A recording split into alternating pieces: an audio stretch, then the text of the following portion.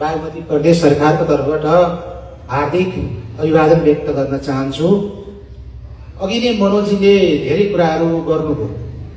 हाम्रा नेपाली दाजुभाइहरू संसारभरि छरेर बस्नु भएको छ। कतिले त्यहाँ गएर सिप सिक्नुहुन्छ। त्यो सिप सिकिसके पछाडि आफूले सिकेको सिपलाई ती कार्यान्वयन गरेर व्यवसायमा रूपान्तरण गर्नुहुन्छ। कतिहरू नेपालमा फर्केर आएर यहाँ विभिन्न पेसा व्यवसाय उद्योगमा आफ्नो सिप ज्ञान र प्रपर्टी सम्पत्ति लगानी गरिरहनु भएको छ। संसारभरि नेपालसँग आबद्ध भएका नेपालीहरू एनआरएनका क्लबहरू छन्।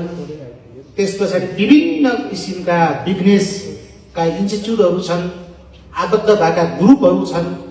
त्यसमध्येको दुबईमा रहेका नेपालीहरू जो संसारभरि बसेर काम गरेका व्यक्तिहरूको एउटा टिम बनाउने, त्यो टिमले चाहिँ अब आउने पिँढीहरूलाई चाहिँ भविष्य निर्माण गर्नको लागि, उहाँलाई स्किल डेभलपमेन्ट गर्नको लागि, व्यापार व्यवसायमा लिङ्केज गर्नको लागि, अवसर क्रिएट गर्नको लागि अथवा भनौँ च्यानल मिलाइदिने, सम्पर्क सूत्रको रूपमा, संसारभरि सम्पर्क सूत्रको रूपमा काम गर्न लाग्नु भएको हुन्छ।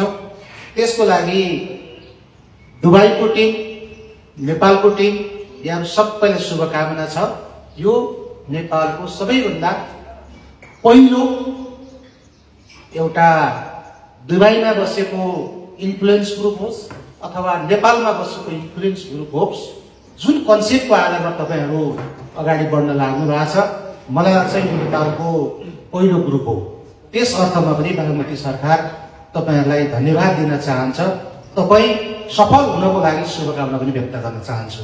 जहाँसँग यसको बारेमा एउटा वेभ ल्याउनको लागि, त्यो पनि एउटा इन्फ्लुएन्स गराउनको लागि, मान्छेलाई प्रभावित गराउनको लागि, मान्छेलाई इन्करेज गर्नको लागि, मान्छेलाई ल है हामी केही गर्नुपर्छ भन्ने अभियान सञ्चालन गर्नको लागि अहिलेका युवाहरूको सबैभन्दा महत्त्वपूर्ण खेल फुटसल यहाँहरूले खेलाएर सबैभन्दा बढी प्राइज दिने अभिलाषा राख्नु भएको छ। सबैभन्दा धेरै प्राइजको मतलब यो हो कि हामी युवाहरूले संसारभरि सबैभन्दा बढी इन्फ्लुएन्स बनाउन सक्छौँ भन्ने सन्देश दिनको लागि पनि हो।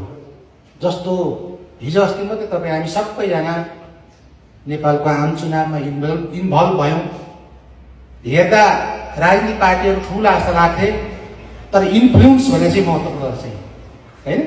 संसारभरिको युवाहरूको इन्फ्लुएन्स जुन चाहिँ के हो, साइलेन्ट भोट होइन, साइलेन्ट